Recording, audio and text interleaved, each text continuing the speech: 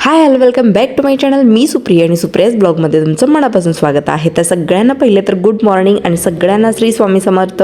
स्वामी महाराज तुमच्या मनातल्या सगळ्यांच्या चांगल्या इच्छा लवकरात लवकर पूर्ण करून ही त्यांच्या चरणी मनापासून प्रार्थना. आणि आज तर दुर्दशा योग आहे, कारण आज आहे गुरुपौर्णिमा. तर गुरुपौर्णिमेच्या देखील तुम्हाला मनापासून शुभेच्छा.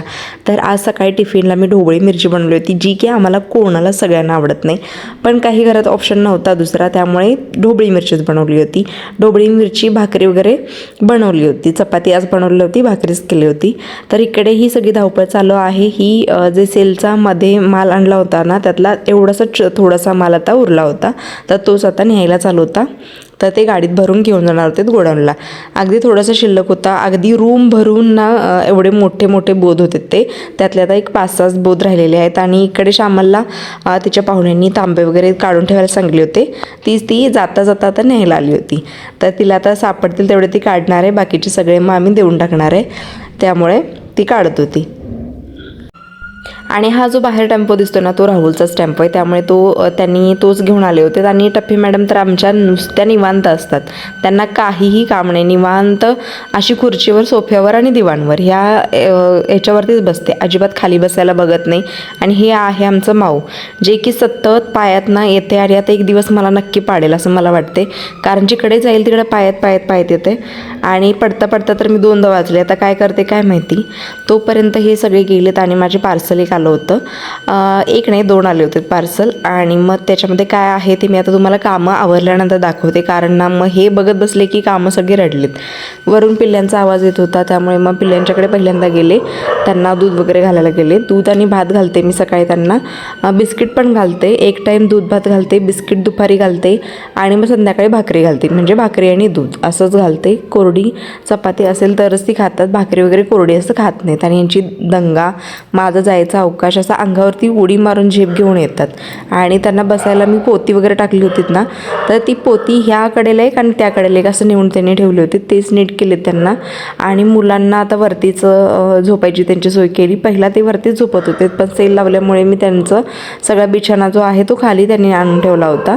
तर आता ते हळूहळू वरती शिफ्ट झालेत, कालच आलेले आहेत वरती. अजून काही रूम आवरलेली नाही आहे, अजून रूमचं बरेच काम बाकी आहे, त्यामुळे तुम्हाला नंतर मी छानसं रूमचं एकदा टूर देईल.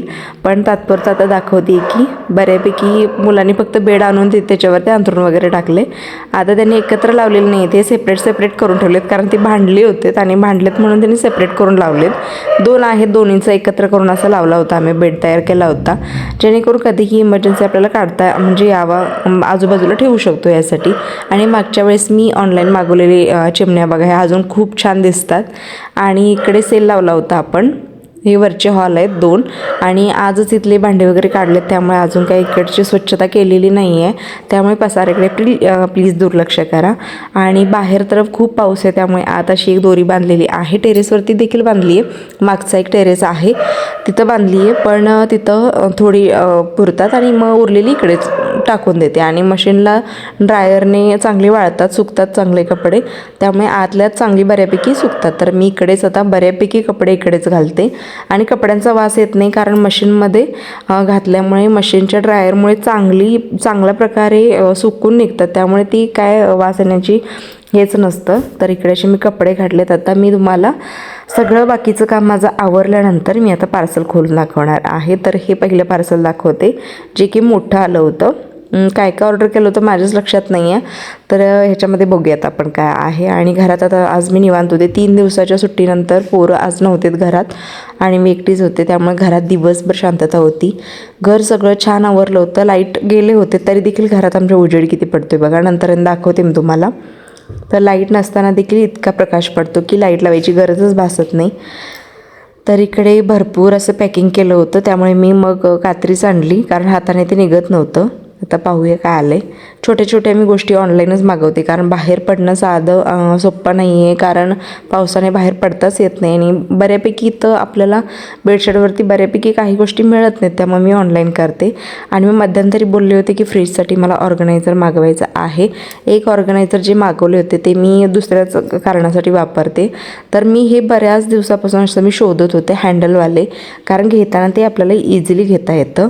बॉक्स टाईप घेतलं तर ते हात पकडून मग जर अस्वच्छ हात हात असेल ना तर तो सगळ्या डब्याला लागतो, त्यामुळे मला असेच पाहिजे होते हँडलवाले. फक्त एवढंच की थोडेसे छोटे आलेत, मला वाटत होतं की थोडेसे मोठे आले असते, पण मोठे नाही आले, थोडेसे छोटे आहेत. पण मस्त आहेत, म्हणजे ॲडजस्टेबल आहेत. आणि म्हणजे प्लास्टिक जे आहे ना ते खूप असं घट्ट आहे, चांगलं आहे, म्हणजे चांगलं मटेरियल आहे ते, म्हणजे हलक्या क्वालिटीचं नाही आहे, चांगल्या क्वालिटीचं आहे, एकदम जाडमध्ये आहे. आणि हे 6 आलेले आहेत बघा हे कंटेनर. आणि त्याची जी टोपणं आहेत ना तीही एकदम सुंदर, मस्त असा कलर आलेला आहे त्याचा. आणि मी सरळ घालून बघत होते, पण ते सरळ बसत नाही. नंतर समजलं की असं आतमध्ये त्याचं प्रेस करून घालायचं आहे. आणि किती छान दिसते बघा. आता याच्यामध्ये आपण भाजीपाला वगैरे काही जे तुमचे मसाले वगैरे आहेत, काही तुमचे हे बोललात तर ड्रायफ्रूट्स वगैरे पण ठेवू शकतो, काही ठेवू शकता तुम्ही. डाळी वगैरे पण तुम्ही यूज करू शकता, डाळी वगैरे पण तुम्ही, कडधान्य वगैरे पण ठेवून तसे फ्रीजमध्ये ठेवू शकता.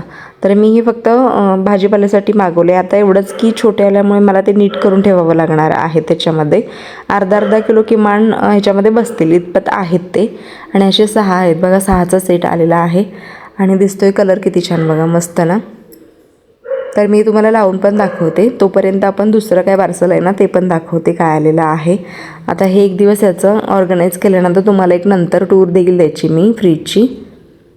रफ आणि टप आहे मात्र प्लास्टिक, अजिबात म्हणजे खाली पडलं तर हातून वगैरे फुटणार नाही असं रफ आणि टप आहे.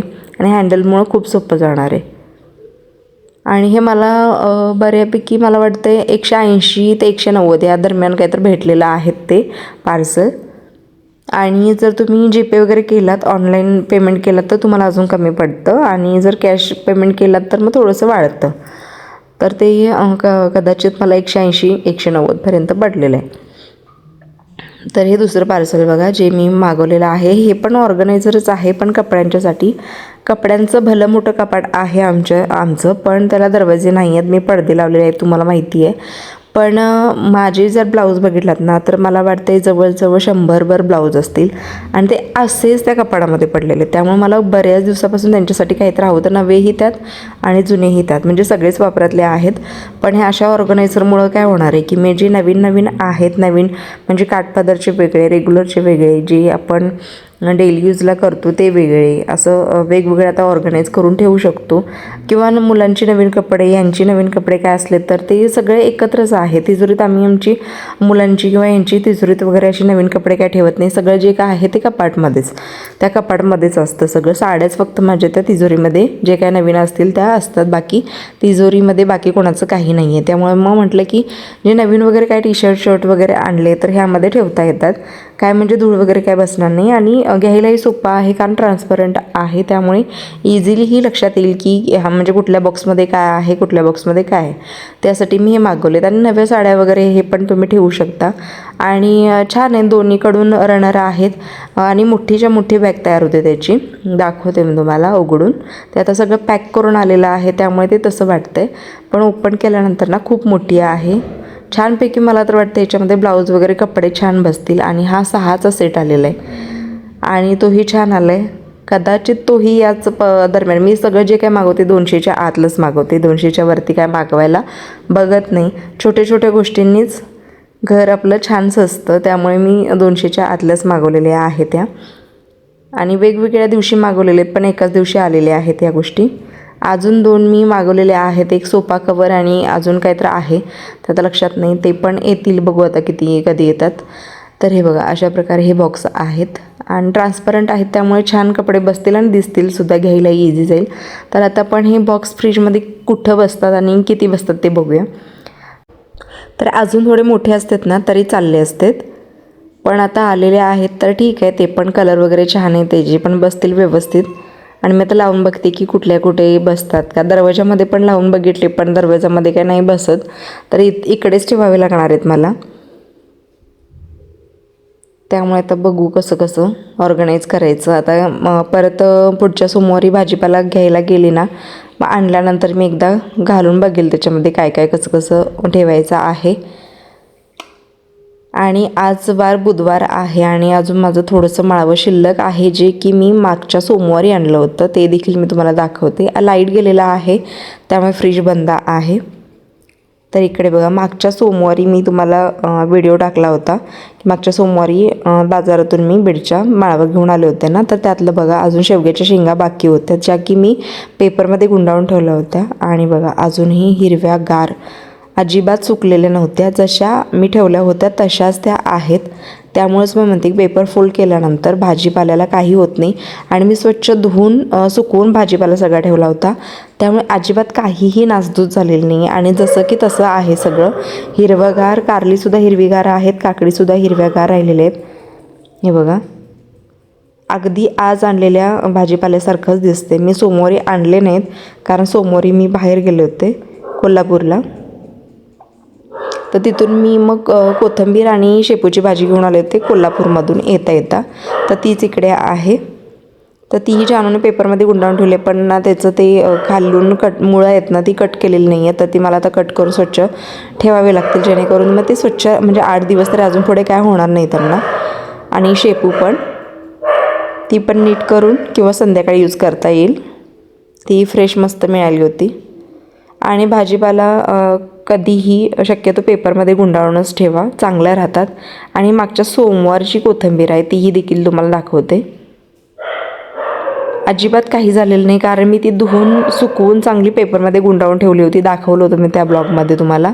आणि हे टोमॅटो हे तेव्हाचेच आहेत, एवढेच उरलेत. आता मी 1 किलो आणले होते टोमॅटो, त्यातले आता एवढेच राहिलेत. आणि त्यांनाही अजिबात फ्रीजमध्ये ठेवल्यामुळे धुवून स्वच्छ करून पुसून ठेवल्यामुळे ना अजिबात काही झालं नव्हतं, अजिबात खराब झाले नव्हते, छान राहिलेले. त्यामुळे असं भाजीपाला आणल्यानंतर स्वच्छ धुवून पुसून वाळवून ठेवलं ना तुम्ही तर काहीही होत नाही त्यांना. आणि फ्रीज असं दिसतोय बघा माझं.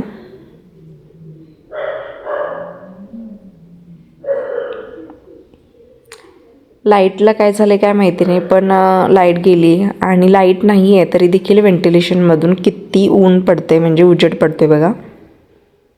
असं वरपर्यंत व्हेंटिलेशन आहे. तिसऱ्या टॉपला ना मग तो त्याच्यावरती पत्रा घातलेला आहे.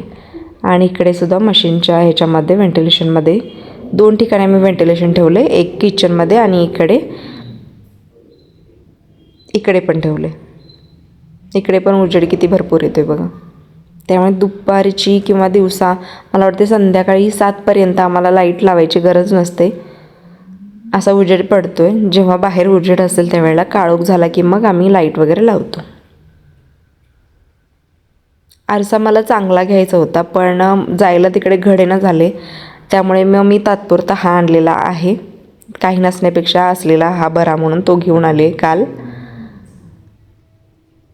आणि मी काल आळूची वडी केली होती. मी काल बोलली होती की माझा घसा खराब होते का बघते हे खाल्ल्यामुळे, आळूच्या पानांच्यामुळे. अजिबात मी सांगते कोणालाही खवखवपणा झाला नाही आणि 1 नंबर आळूवडी झाली होती. सगळ्यांना आवडली. मी राहुलला देखील पाठवली होती, त्याने परत आणि मागून घेतली. इतकी छान आणि सुंदर आळूवडी झाली होती. कालच्या आळूवडीमध्ये नसणारा आयटम म्हणजे फक्त काय आहे की चिंच. जर चिंच नसेल तर फक्त लिंबूवरती पण चालतं, लिंबू जरी घातला आणि केली तरी पण छानच होते. चिंचच अवेलेबल झाल्यानंतर करायला असं काय नको, लिंबू घालून केला तरी छानच होते. तर तसं ट्राय करून बघा. आणि चिंच कधी गेलात कुठे भेटली तर एकदम घेऊन ये आणि स्टोअर करून ठेवा, काही होत नाही त्याला. तर असो, इकडे आजच्या संध्याकाळच्या जेवणामध्ये मला शेपू बनवायची होती. शेपू जानू आमची किती दिवस झाला लागली की शेपूची भाजी. आणि आम्ही कोल्हापूरला गेलो होतो ना तर काल, तर त्यावेळेस येताना मला ती वाटेत दिसली, त्यामुळे मी येताना ती घेऊनच आले. आणि आरूला मी अभ्यासाला बसवले आणि तो नुसता टफीसोबत खेळत होता, अभ्यासाचा तर पत्ताच नाही. तर छान अशी मी स्वच्छ धुवून भाजी घेतली, त्याच्यानंतर ना मग मी चिरली. आणि बारीक चिरल्यानंतर मी भाजीसाठी फक्त आता लसूण जो आहे तो चांगला स्वच्छ करून ठेचून घेतलेला आहे. आणि हिरवी मिरची जरा मी जास्त प्रमाणात वापरणार आहे, कारण मग थोडीशी तिखट झाली ना भाजी की खायला चांगली लागते. आणि मी एकीकडे मुगाची जी डाळ आहे ती भिजत घातली आणि थोडंसं तांदूळ आहेत ना ते देखील भिजत घातले, ते देखील मी याच्यामध्ये ॲड करणार आहे. तांदूळ घातल्यामुळे भाजीला एक वेगळीच टेस्ट येते. आणि तांदूळ आपल्याला त्याच्यामध्ये शिजवायचा नाही आहे, अर्धा कच्चा ठेवायचा आहे. त्यामुळे एक दाताखाली त्याची कणी आली ना की खूप छान लागते. आणि थोडंसं बाजूला होऊन चालत नाही म्हटलं ना की आरू आमचा तोपर्यंत येतोच. आणि याचा दंगा बघा कसा आहे. कुठं तुझं सारखं का हरवतोयस रे?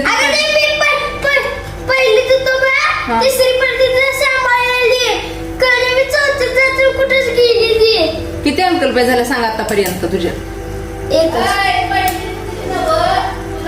तुला परवा पण घेऊन दिलेली ना रे अंकल पी?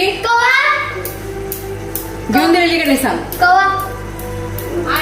ते आमच्या शाळेत वाटायचं ते अगे ते पुस्तक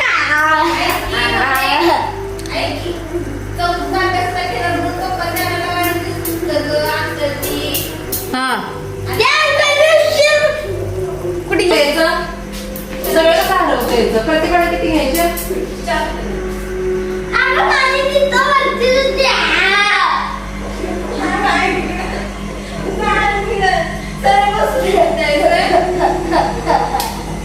त्याला शोधून दे त्याला.